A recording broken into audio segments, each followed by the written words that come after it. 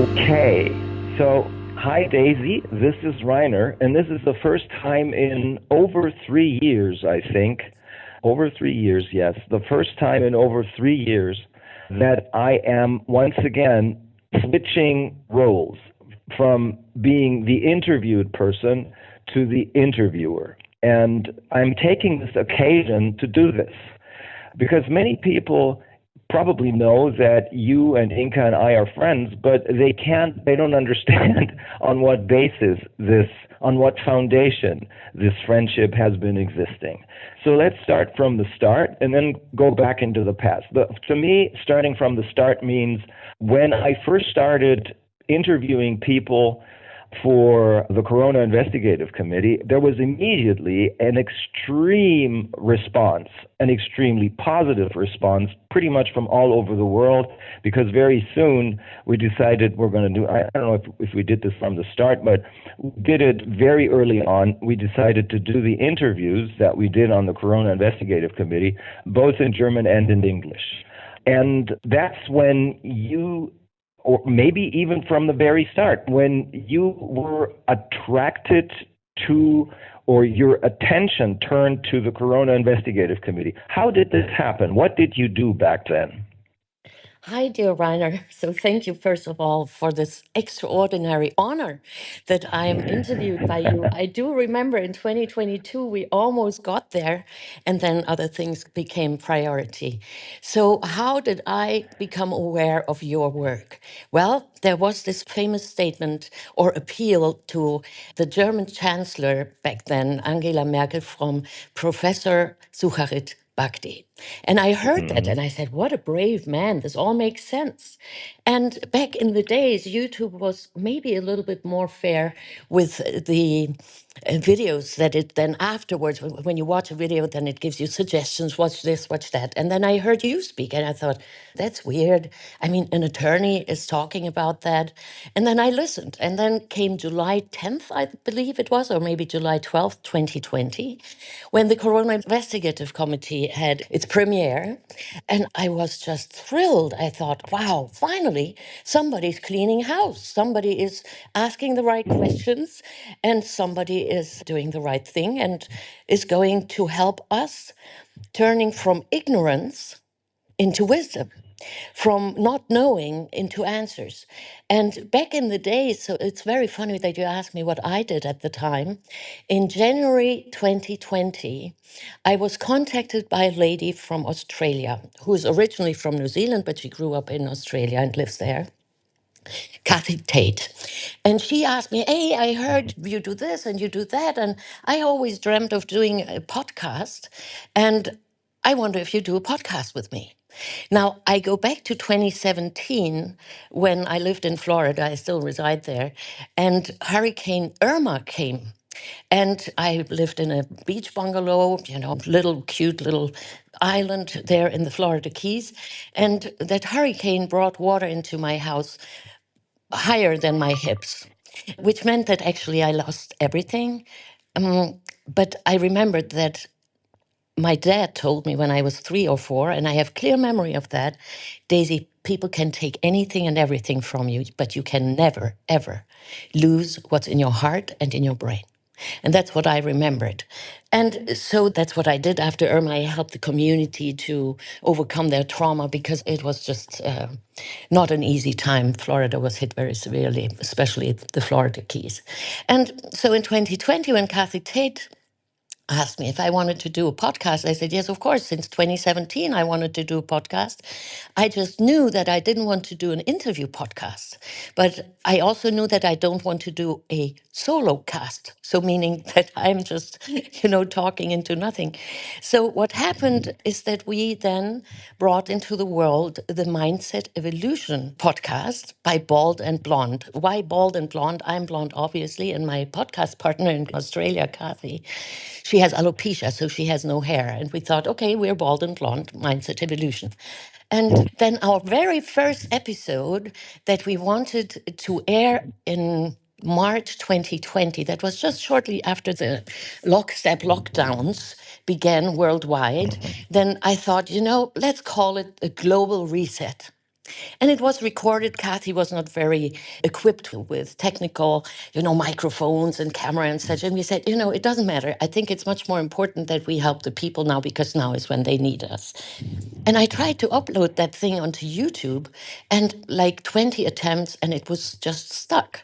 And I thought, oh, over days. And I thought, wow, that's really weird. Why can I not upload that video? So I thought, maybe I change the title.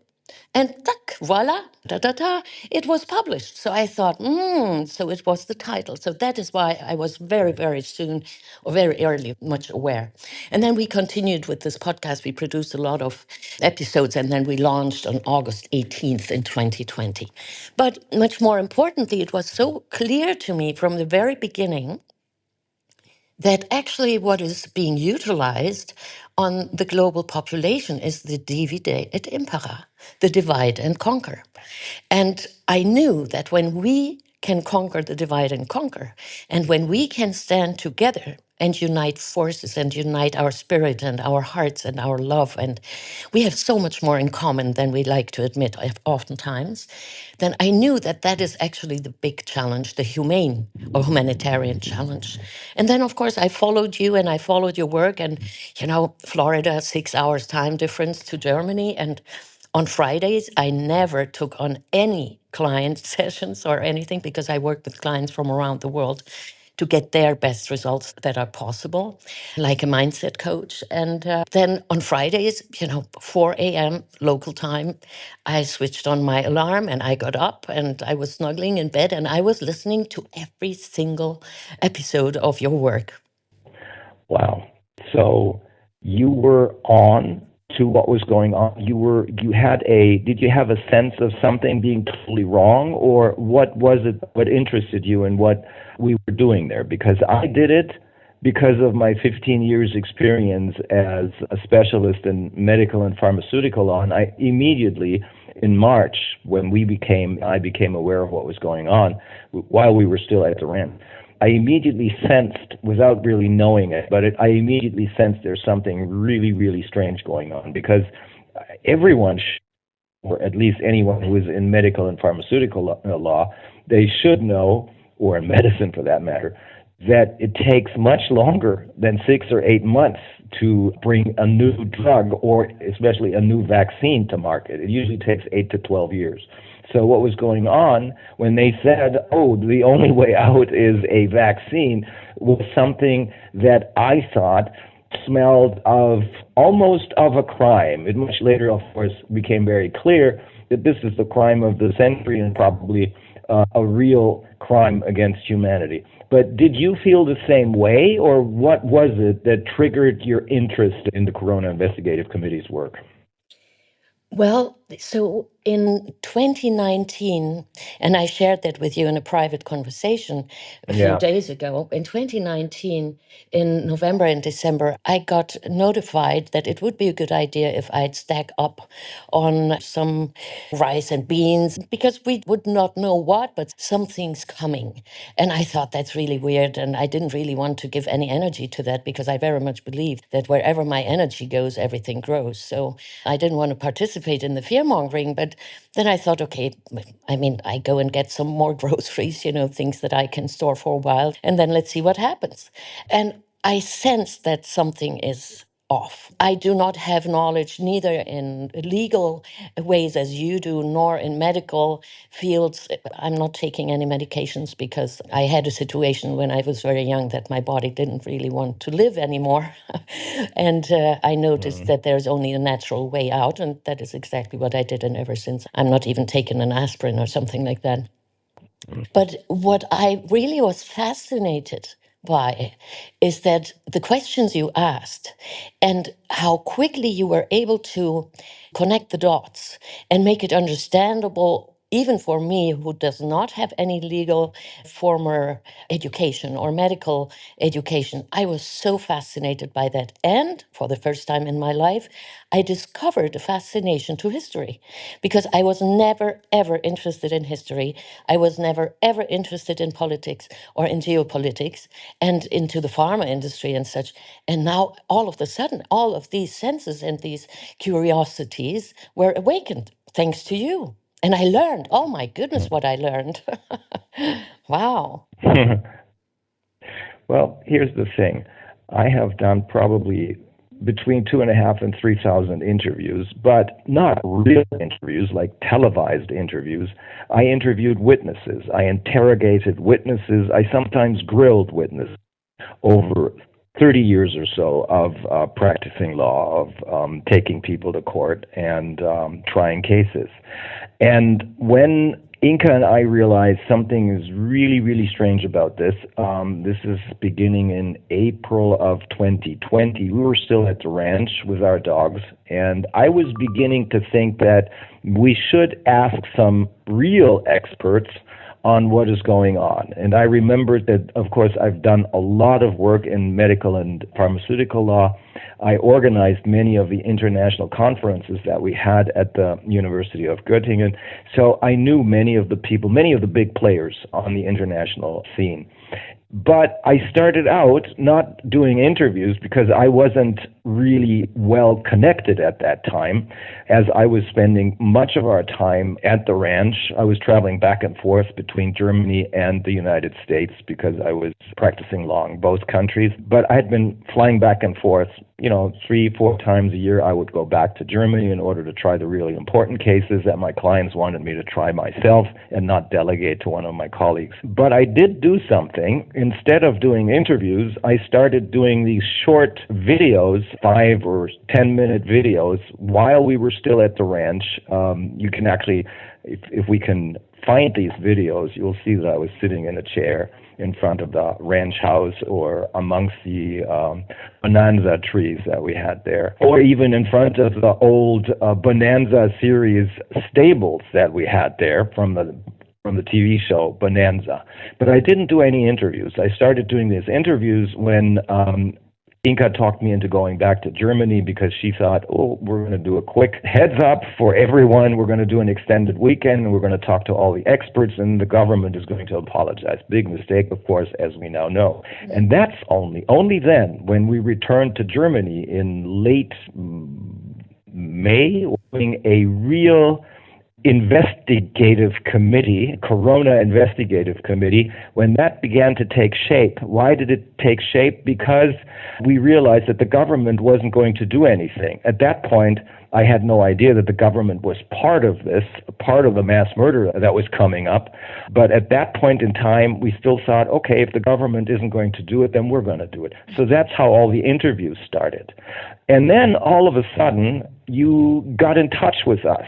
However, the first either postcards or letters or emails that you wrote to us, to the Corona Investigative Committee, never reached me. So how did you find out why that happened?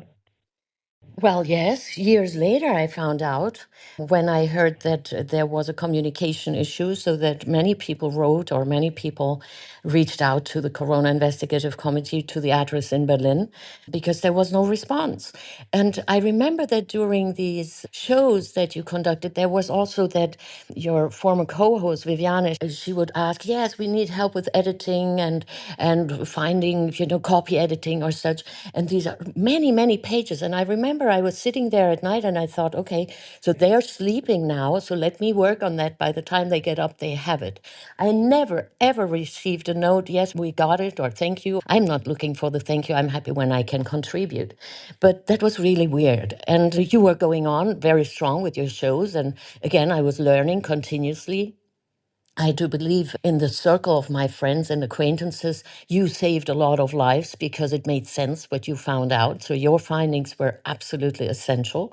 And because much of it was translated and it was really international, the international friends and acquaintances were able to listen to that and gain a lot of information.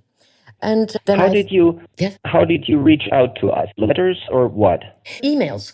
I sent a lot of Okay.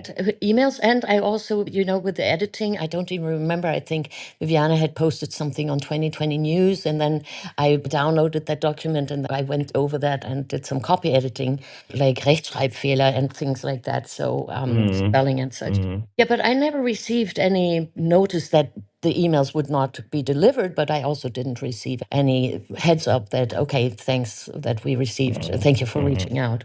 And then I thought, you are just To me, it was very clear that you're the head of the Corona Investigative Committee based on your witty connecting the dots and your intellect and your humor also in these absolutely not humorous times.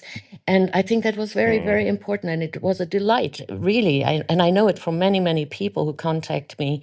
Even nowadays, they say, oh my goodness, Reiner saved my life. And, he saved my family, my community, my children, and so forth. And I really think you did that. And then I thought, you're still going strong. Let me do some portraits. And I sent those to you.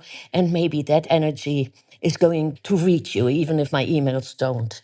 And back then in the days, I did not know that I don't even like to say it, but some of the apples that participated in the show, that they were that they were not the freshest or crisp. Yeah, there are some bad apples amongst us. Yeah. Yeah. So I do actually, Daisy, I do remember that because that was one of the more important things that ever reached me. However, it never reached me at the Corona Investigative Committee, but those 4 portraits that you made of the 4 of us, they reached me because for some strange reason they were sent to my law firm and apparently a lot of people who never got an answer from the Corona Investigative Committee because nobody responded from there, a lot of people then decided to send whatever they wanted to send to the Corona Committee to me because I have always existed much longer than the Corona Investigative Committee. My firm has been around. We have a website. And so that's where I got the 4 portraits, and I took them back to just like everything else that I got for the Corona Investigative Committee, but which was sent to my law firm. I took it back to the Corona Committee, and I actually wanted the pictures to be positioned someplace on the table or someplace so that people could see what was happening. I suggested that with a lot of other stuff that we got from other people, other portraits or paintings or mugs or whatever. However, my former co-host didn't approve of that, and I didn't want to get into a fight over that. But that was what really caught my attention, and I think you made these portraits while you were still in Florida, right? Yes. In the Keys someplace. Yeah. I lived in Marathon for many, many years. And so actually what it is 4 portraits plus 1, because I also made one for Wolfgang Wodak. And interestingly enough, so they're charcoal on canvas. And because all my art includes steel nails, they have a gold signature nail in the right bottom corner. And so they were very fun, and it was fun to make. And interestingly enough, though, as I made them, there was one that was standing out, and people asked me, so why is that one of them has a dark background? And that was the portrait of Viviane Fischer. And interestingly, I was interviewed then regarding the portraits because they said, but Daisy, you must speak about that. And, very cute little video there on my beach. And I'm showing there these portraits and tell a little bit about them. That video is still up. I think it's 2021 September or something is that when it's published. And so actually I packed them, I wrapped them up, I packed them and I sent them to Berlin. I don't know how they got to you then to Göttingen, but I'm very happy they did. Because I don't know, it must have been a big box. And I also included some books of mine because I thought that it's very important that especially you and maybe also your co-hosts notice that it's very important that you learn trust, meaning not that you're not trustworthy, but that you learn who is trustworthy so that it's possible to continue that very, very empowering and powerful work that you did and very revealing and very important work. But I guess the books did not get to you at that time. I guess not. Do you have pictures of the portraits? I mean, photographs maybe? Yeah, sure. I can send them to you, of I course. think, yes, I think we're gonna have to show them. Okay. Because that's when I do remember that eventually we communicated via email and eventually even via Signal. Yes. But I never really knew who you really were because we never really got to talk about your private life. The first time that I realized that this is different, that you are different from most of the people who I had been talking to up until then, is when you finally got in touch with Inka. And I don't know, how did that happen, in touch with Inka? Okay, so that happened through you, but I know there's a lot of things happened in the past 4 years. So when came in 2022, that obvious September when you were uninvited into your show, the Corona Investigative Committee, that is when I contacted you and I said, Reiner, I mean, who am I to tell you what you must? You do know what's your next step. But I suggested absolutely make a new platform and continue what you're doing.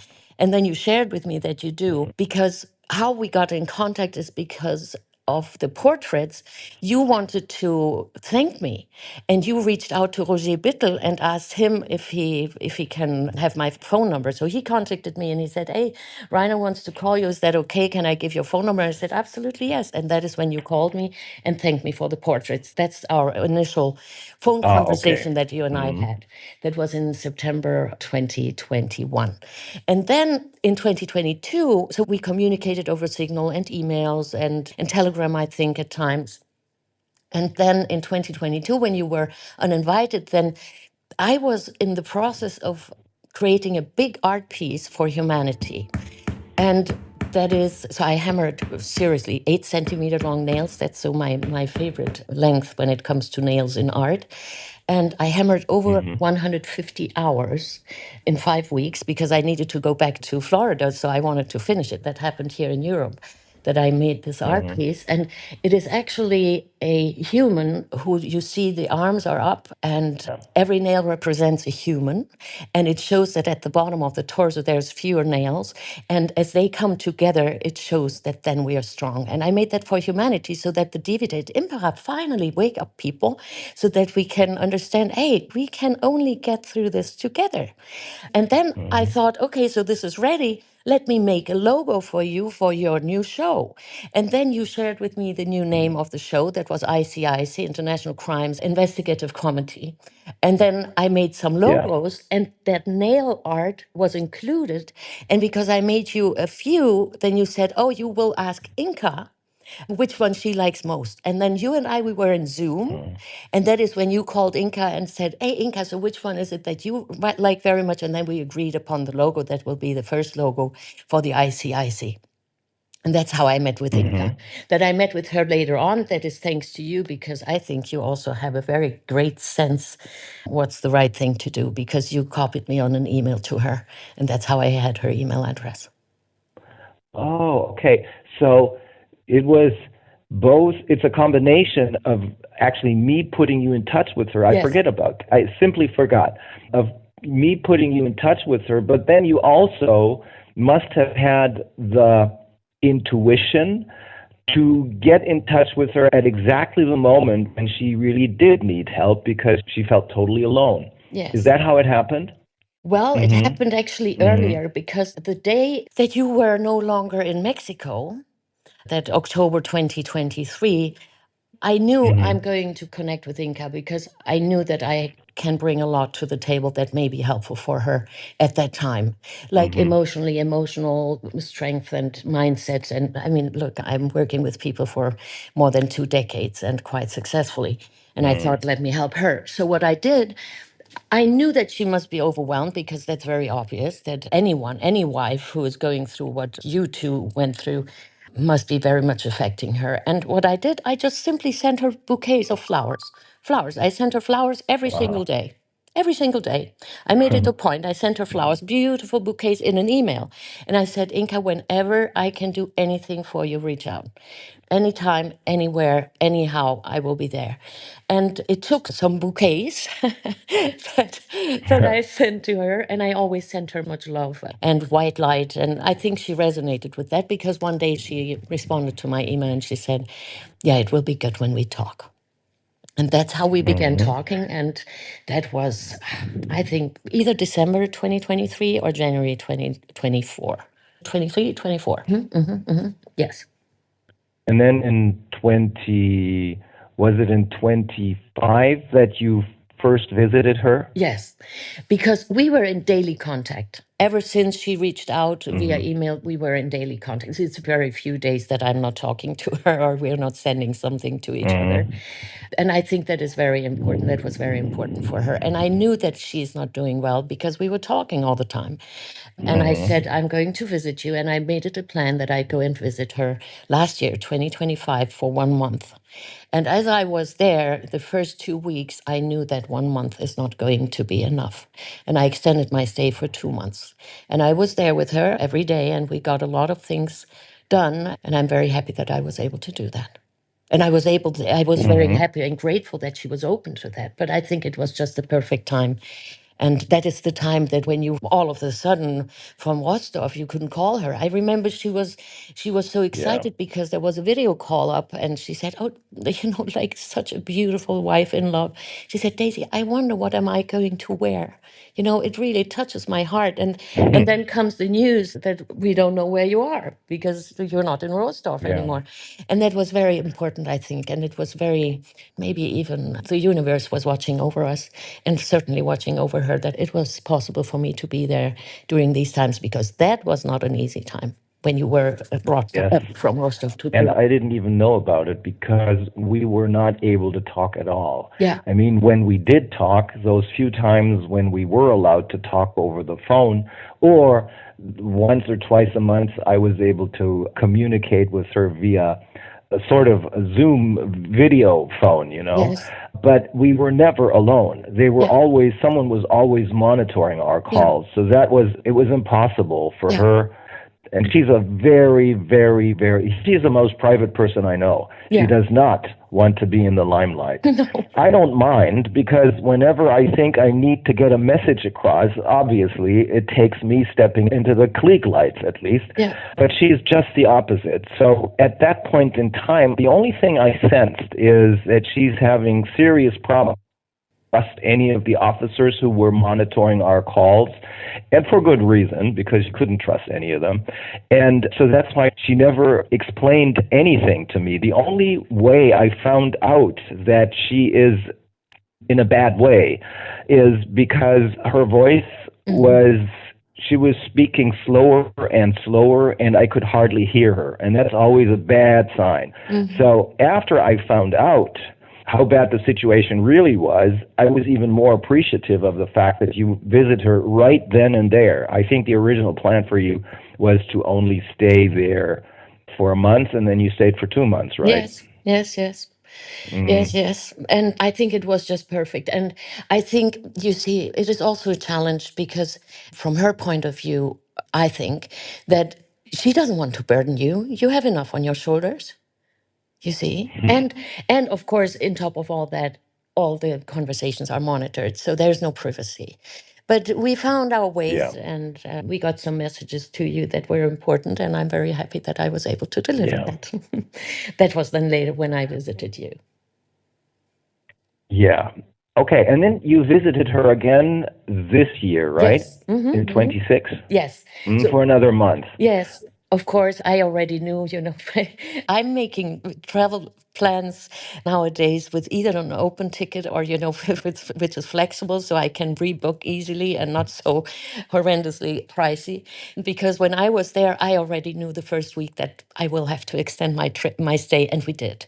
So, but it was wonderful. And Hmm. again, we were able to do a lot of good things that were very important, because there are some things that is just not easy for a lady alone living in exile. I mean, are you kidding me?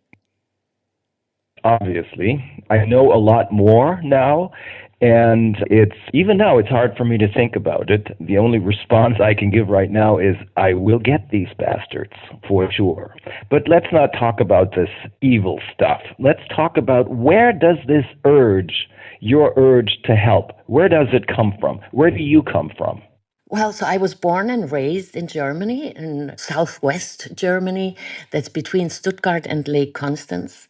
And my mother was from Hamburg, in northern Germany, and my father was from Budapest, from Hungary. And Hmm. my Hmm. father escaped 1956, as so many, from Hungary. And then, so over different camps, he was delivered to Germany, there near Stuttgart. And he was so much missing the Lake Balaton, that's the lake here in Hungary, Uh-huh. that he wanted to move towards Lake Constance. That's what he did. And that is where he met my mom. And I'm the fruit of their love.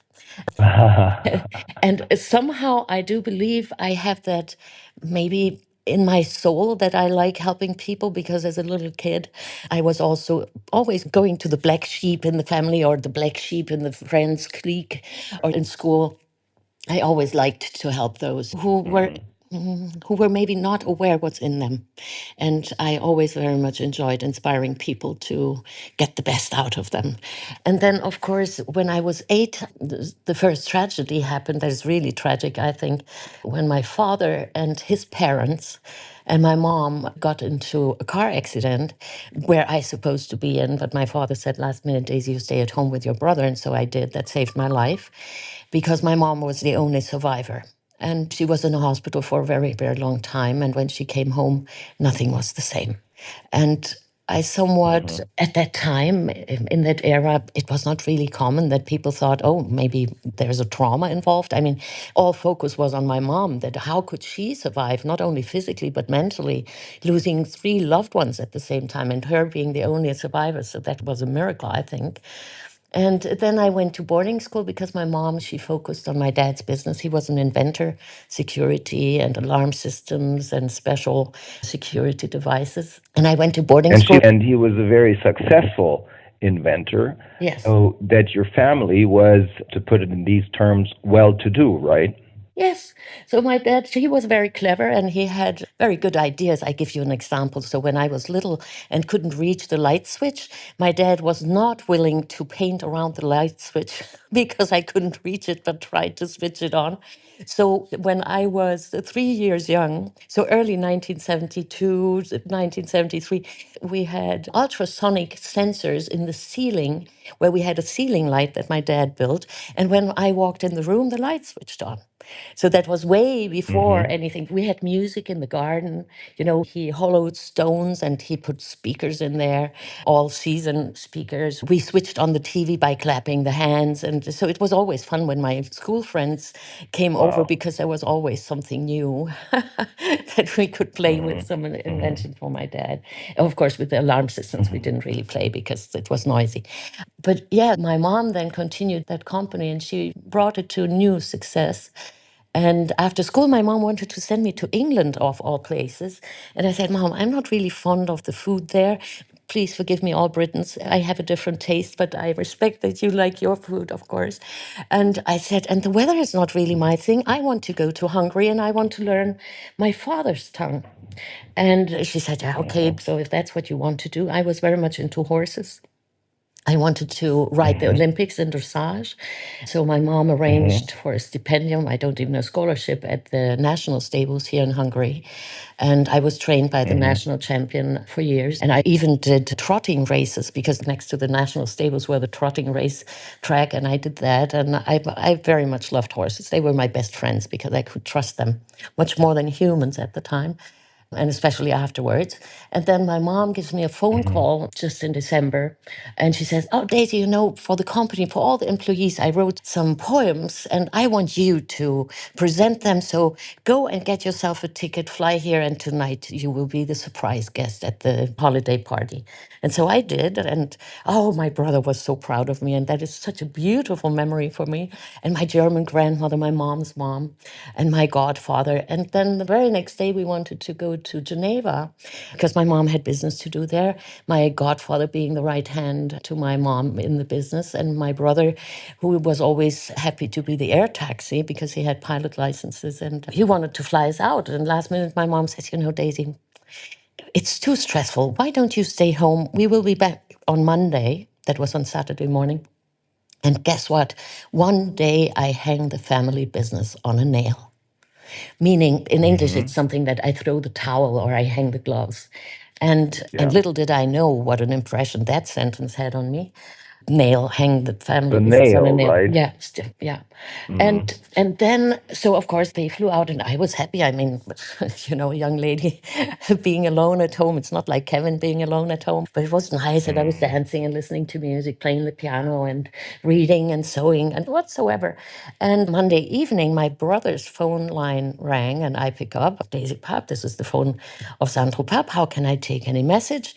And they said, oh, are you alone at home? And that was suspicious, winter days, 1985. And I thought to myself, okay, if I wanted to say the truth as well. So I said, yes.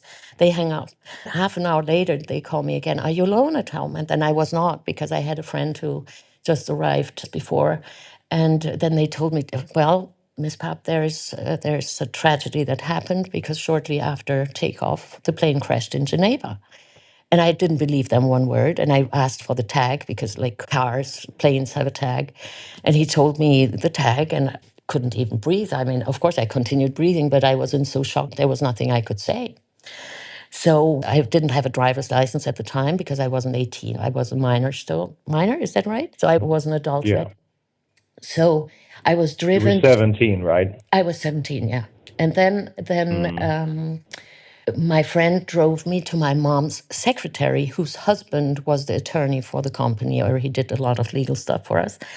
And they immediately knew because it was dark already, it was winter. And I rang the doorbell and she looked out the window and she said, "Oh my God, the plane." She knew it immediately. And then from that moment on, there was no time for grief because I had to function because next day we needed to collect all the dental records, x-rays from the dentist because that's how they identify. Because, when it's an air traffic accident, then there's a different way of autopsies and so forth. There's a different procedure. And the next day I was driven to Geneva and I met there with a German, what is it? What's he? Botschafter. Who is he? The German Ambassador. ambassador? Yeah, with the German ambassador. Yeah, and so forth. And then, the cremation and what are we going to do and urns. And so it was not really fun. So one day before Christmas, on December 23rd, I attended 3 funerals on one day. The funeral of my mother, my brother, and my godfather. So now, Holy smokes. yeah, so now why do I like to help people? Because that was not easy to survive. Although I had, of course, survivor's guilt because I could have been in the plane and I would have given anything and everything that my family is alive and I'm not. So at that time, as a young teenager, I still thought that way. And somehow I realized that, okay, I have 2 choices. I live or I don't live. And I chose to live. And I was very fortunate to meet a doctor who was able to really find out what's wrong with me because nothing was wrong with me. It was just my body suffering from the trauma. And Telling you that, yeah, yeah, yeah, it's just your body telling you that you need to take a break and recover from that trauma, which yeah. probably at the time you didn't even realize you had, right? No, there was no time to think about it. I mean, we were so busy. There were so many tasks, and I had to be an adult within 2 seconds. Yeah. I mean, during that phone call, it's just, Yeah, okay, dream over. yeah. And then when I was fortunate enough that this lady, so I'm fast forwarding, when I was really not healthy, I couldn't even stand straight. And food wouldn't stick in me. So I was really skin and bones, totally skinny, couldn't stand it, couldn't eat, couldn't drink. This was really not a good thing. And that lady, that doctor, who became a dear, dear friend afterwards, she literally saved my life. And she did something to me which was very weird because while she gave me treatment, she talked to me. And of course, I was crying like a little baby because we were talking about the plane and my dad and that I'm all alone and I'm orphaned and so forth. And she did something. I got out of that office and I said, for the first time, I feel better since that plane crash. And I said, so I don't know what you did, but that's exactly what I want to study because I want the world to know.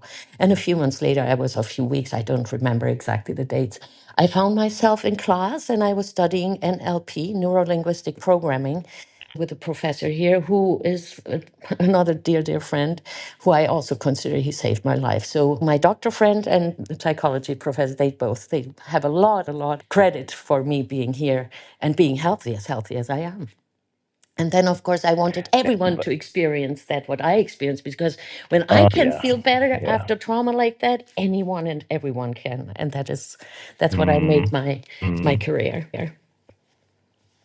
But this woman, who unfortunately, I think you told me that she Yeah. passed away a few Yes. years ago. Okay. Last year. This woman also tried to help you with bioresonance, Yes. right? Yes. Absolutely. That's Yeah. correct. Yeah. So, judging from what you're telling me about your father and your mother, both of them were highly creative people, right? Yes. And do you think that this is one of the reasons why you did so many different things? Why you know how to ride a horse, you know how to ride a sulky, you can draw, you can play the piano, and then you got into, after these tragedies, you got into all kinds of different approaches on how to help people. Is that a fair assessment? Yes, that's a fair assessment. And Hmm. what I also did, because I could never really decide or choose between music and visual arts or poetry, because I do it Hmm. all. And then when people told me, yes, but Daisy, you must choose one of these, either art or music or poetry or literature. And I said, no, why would I? This is, to me, the message is always the same. It is just a different dialect in which I express it, Hmm. some in visual arts and Hmm. some in music compositions or some in lyrics, song lyrics, and some in poetry. Whatever I do, it has always the same common denominator: bring beauty Hmm. into the world and remind Hmm. people who they really are, that they are beautiful beings. And most of us were not raised and reminded like that. I know that there are some that only have a shell and not the soul. I'm not talking about those. I'm speaking solely about the humans, those who are. Okay. I was just gonna mention that because I sometimes I got exasperated when I got the feeling that you want everyone to be happy and that you think that anyone who you approach with love will be healed. Yes, that is definitely true, but only for humans. And we're Yeah. talking about some, well, creatures amongst us. Yeah. I'm not talking about those who came after me. They are included in this group of non humans, of course. But I'm talking about, in general, about the people who brought us the corona pandemic and many other bad things. But the Mm, corona pandemic is probably the one uniting experience, the one experience that we all share because all of us remember. Many of us don't remember 9/11 or mhm, don't understand about the climate hoax, et cetera, et cetera. But this is the one thing that people really do want to know about. Even some of the people here, correctional officers here, have directly told me that this is the one thing that they want to know about. The problem is, that's what I try to make people aware of. The problem is that it's not enough to walk around and think you can shed love over everyone and everything and things will get better. That's a much too simplistic approach. mhm. Actually, it's dangerous, it's I deadly. agree.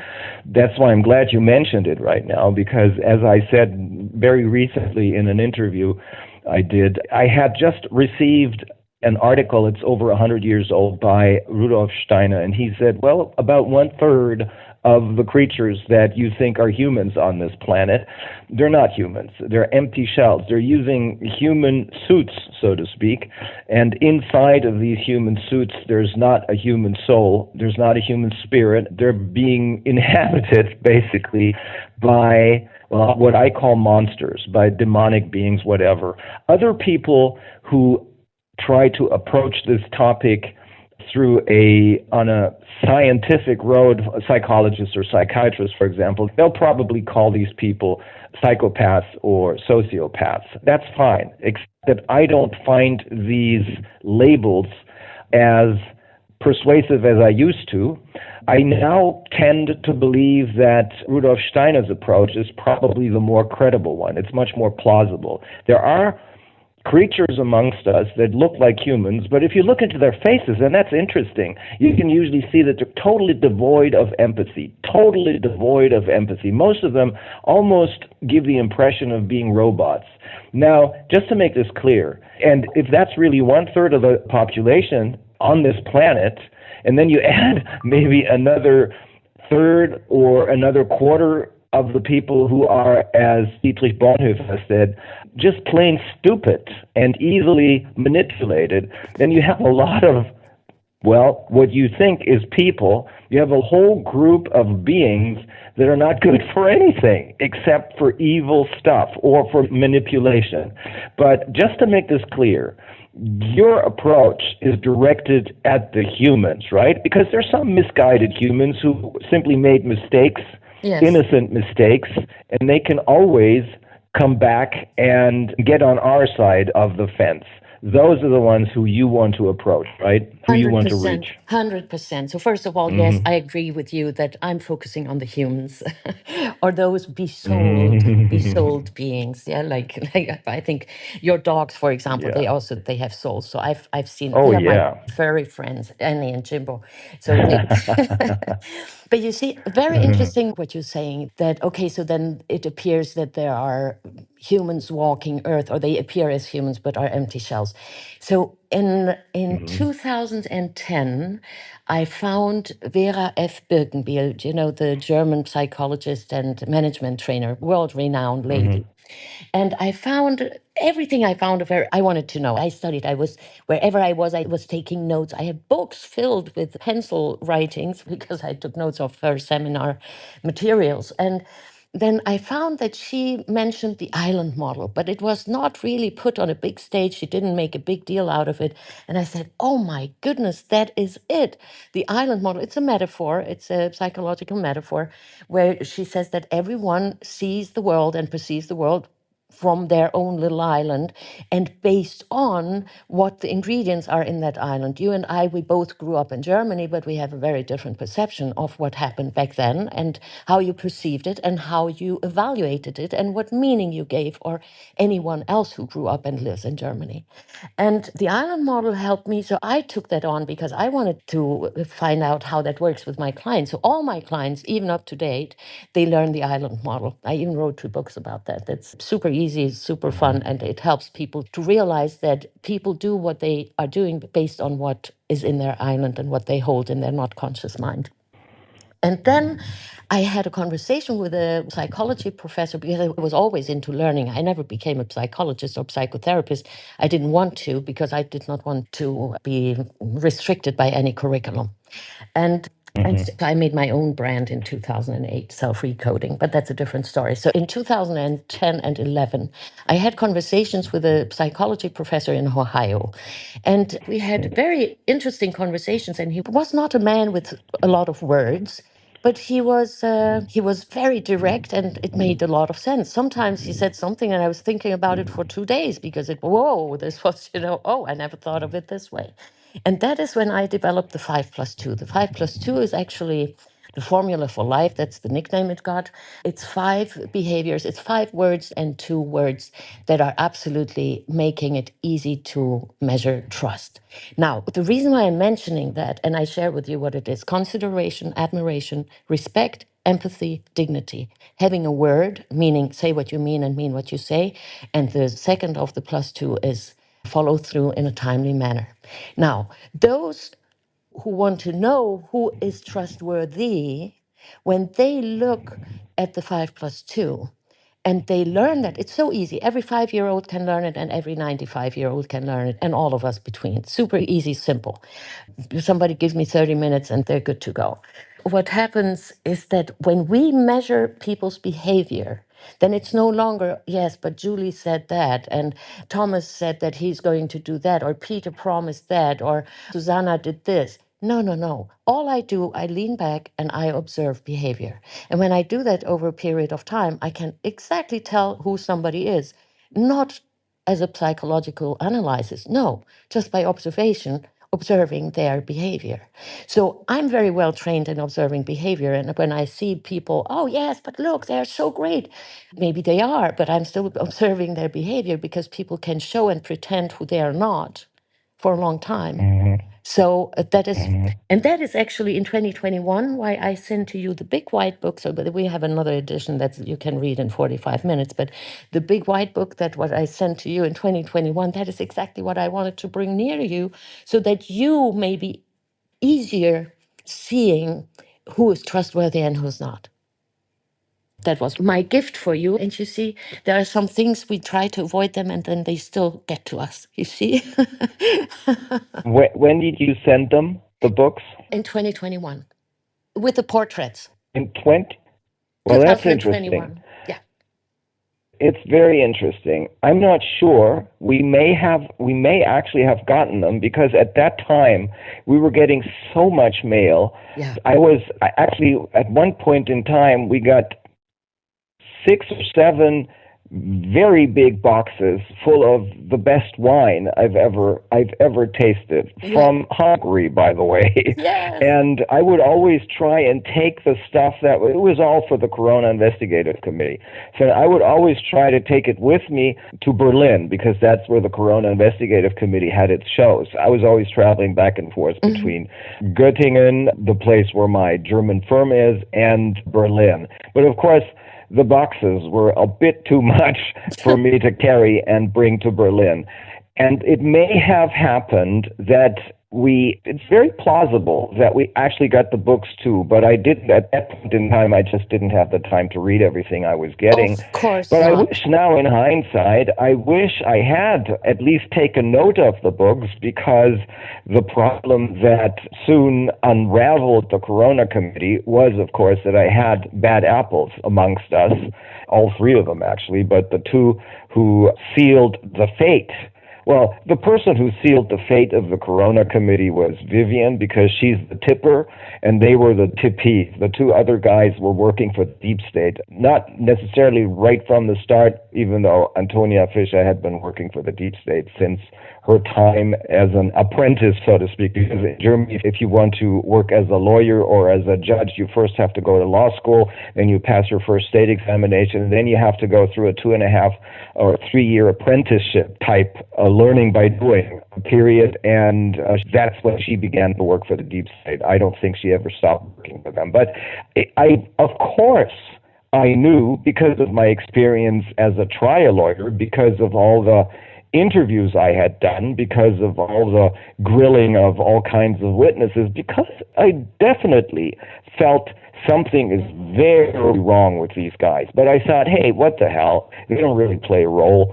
My work is probably good enough to overshadow the minor problems that they may pose. In reality, of course, the one thing I hadn't taken into the equation is that they were working for the deep state. Had I known that, I would have listened to my gut instinct and Inka's, because she knew immediately, and I would have responded to it. I don't know if I would have done anything different, because I did see that the work of the Corona Committee was having a huge impact on many people. The most important one being that many people, that's what they wrote me afterwards in their cards and letters, that many people sensed that there was something badly wrong with what was going on, with how they were fighting the so-called pandemic, which really is a plandemic. And if you look closely, the monsters behind it, they're just laughing at us, you know? The official term when the WHO, when Tedros, who's just a puppet, but a dangerous puppet, when he announced the pandemic, is Public Health Emergency of International Concern. That's PHEIC. And how do you pronounce that? Fake. Yeah. So they're telling us what they're doing. This is fake. Yes, and if you go along with it, then you agree with it. This is their sick and warped minds speaking to us. But of course we never agreed to anything. And speaking in legal terminology, this is fraud. It is still fraud. But that is when I probably should have read your books, because that would have pointed me in the right direction. On the other hand, maybe I would have stopped working for the Corona Investigative Committee, and maybe the experiences that I've gone through were necessary to a degree. To a degree, not everything was necessary, but maybe some of this, much of this, may have been necessary for me to understand, to better understand what we're up against. And I'm pretty sure that I know what we're up against, and that's why I'm also pretty sure that we're going to win this. We are winning this with your help, and with so many other people's help. And as you rightly pointed out, it's all of us together. My case is my case. But if you go beyond the criminal case and look into what's really going on, that they're trying to shut me up so that I won't be able to, that I will not. So we got disconnected, but I'm so glad that we are reconnected. Yeah. I don't even remember where we were, because it's so exciting. And then I'm looking at my phone and I stare at it. Oh, when is it ringing again? So I'm very grateful that you. Yeah, I do. I remember exactly where we were. I've probably spoken to no one for a couple of seconds, but I think I started to say, when we look beyond my case, which is a pretty bad case, yes, but if you look beyond the fake criminal case.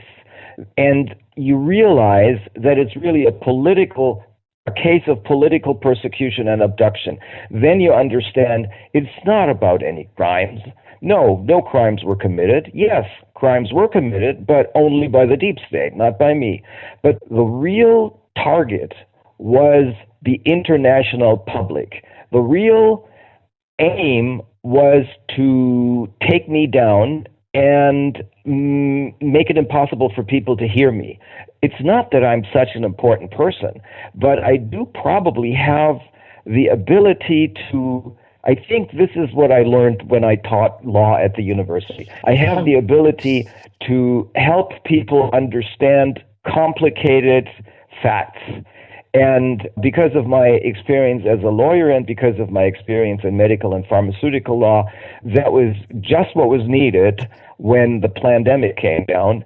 And that's why they wanted to take me out of circulation. But it all backfired. And what I'm trying to say is we're all in this together, because I'm just the one who is helping understand what's going on, but all the others on our side of the fence, who probably all of them knew that there's something off, but whose suspicions were confirmed by my work. They are part of this entire group of people. They are part of that part of the people, creatures, who are humanity, us, on this side of the fence. We are humanity. The monsters are not humanity. That's what I found so convincing about your nail man, with his arms up in the air like Sylvester Stallone and Rocky.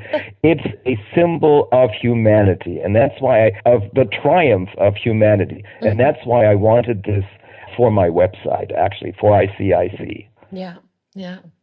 Well, yeah, so I think there are two things that come to mind. I do believe that wherever my focus goes, energy flows, or wherever my focus goes, everything grows.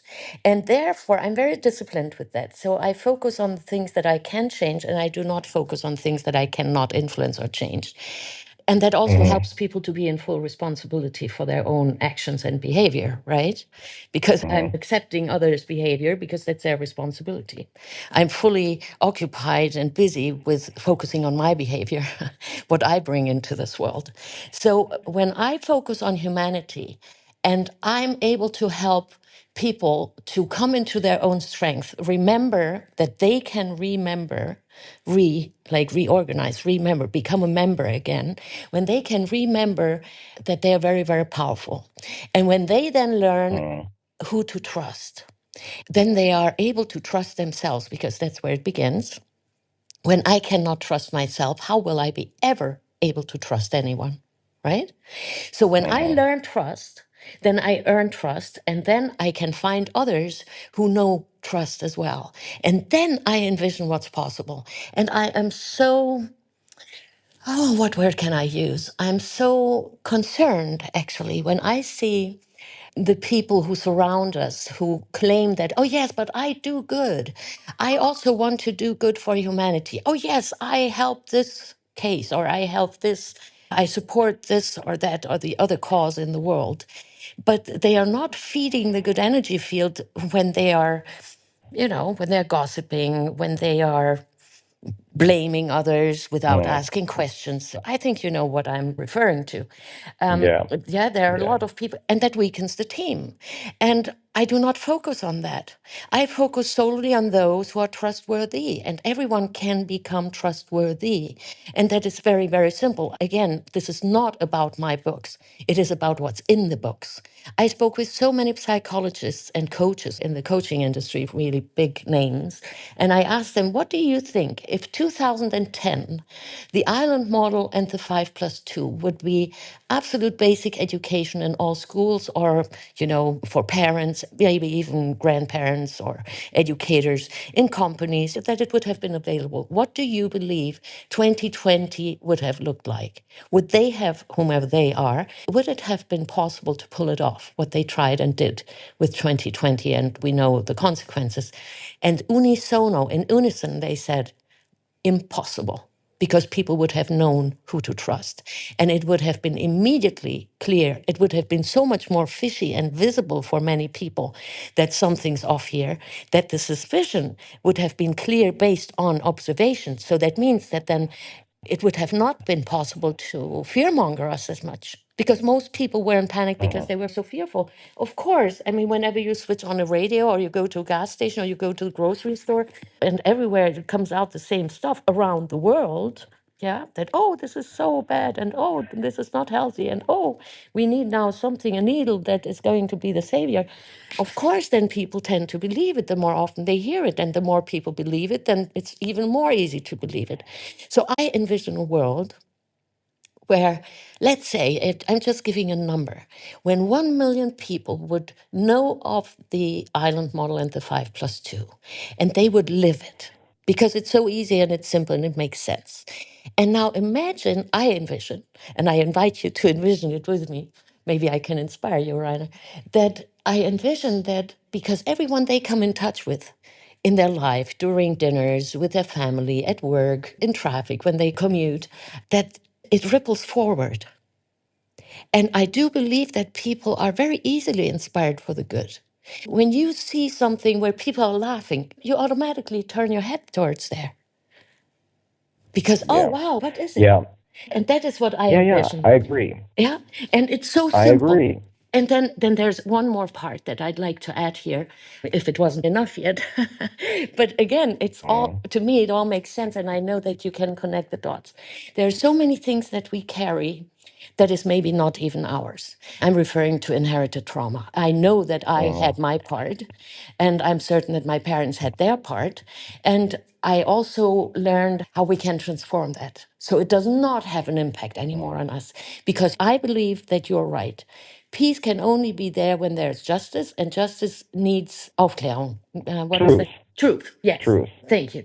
So I do believe in all that. But in order to also then, as humanity, be able to live in that peace, we also need to make peace within in our own world. That's not easy. I have a lot of people who I could have been very upset about and with, but I don't, not anymore. And I made peace with them in the past. For example, those who were responsible that, let's say, a car crashes or a plane or somebody is stealing the inheritance, or, yeah, I mean, you know all that. It's not a secret, it's private. Yeah, so there are a lot of reasons I could be very upset, but I'm not bringing that into the world, because that's not making the world more beautiful. And I see it as my purpose that we free ourselves from all these old bonds and ties. And then I envision a world so beautiful that, oh my goodness, I can see it, I can sense it, and I know we're many, and we need Yeah, you. well, I'm firmly convinced of that. I'm firmly convinced that good things, if you do good things, you bring about good things, because it's not just karma, it's law of nature, basically. And if you do bad things, that's going to come back to haunt you. It's going to come right back. I don't believe that we're going to have to wait for 10 or 15 reincarnations for these things to happen. That's what I'm here for, to make sure that justice is done now. And this is the right time. And that's why I'm saying it doesn't really matter who you are and what you are. It doesn't matter what approach you choose to make this world a better place. As long as it works, it's good. And, some of the letters I get is from people who are making themselves smaller than they really are by telling me, I'm just a little something. No, you're not. You're someone who can do something. And all of these people have done something. And only if it's just writing to me, it's not just writing to me, because that's what's been keeping me afloat. This is the kind of support that's been keeping me afloat. All these people who are doing things in order to spread the word, they are making a difference, not just for me, but for themselves and all of us, because once again, we're all in this together, no exception. We're in this together against the monsters. We shouldn't forget that. These are not people. We are humans. We're in this together against the monsters, but not all of us can fight the monsters. I can, and some of us can, and we should do it, and we will. all of us together. Yeah, I At any agree. rate, I agree. There's one more thing I'd like to insert here. Yes, you are the one, you fight the monsters. And you know what? I stand for humanity. And that is simultaneous. We're doing the same thing, but it's like just a different approach. When I succeed empowering maybe a handful of people, or maybe two handful, or 500 people, or 1 million people, when I can inspire them that they come into their own power for the good, for humanity. mhm, Imagine then what you're doing and what those empowered humans then are supporting you. It is like we're doing it for one another and we're doing it together. yeah, And that is how we are strong. yeah, yes. That's a very good closing term on which we can now finish up. And I'm very glad we did this interview because there's some people who were beginning to want to know who you really are. And I think what we did today is going to make it a lot easier for people to understand who you are and why you do what you do. And I thank you for it, Daisy. I thank you very much, and I know Inka does too. Thank you very much. Yes, I truly appreciate your questions and inviting me for this interview because this is not absolutely my comfort zone. And I tell you why. Not that I'm not enough in public, but I very much enjoy being under the radar because I can get a lot of things done. And I know that sometimes it is important to also become visible. And yes, we're doing a lot of things together, and I'm happy that I can support you and Inka with all I can and all I have and all I know, and I continue doing so. And I thank you. I thank you really from the bottom of my heart for what you do for humanity. I really thank you. And I know I speak for millions of people. Yeah, because we're all in this together and we're getting out of this together. All right. Thank you so much, Daisy. We're in constant touch. This is just a brief interlude for a brief introduction into who is Daisy Papp, the human being who wants humanity to survive. That's right. Thank you so much. I'm sending much love. Bye bye.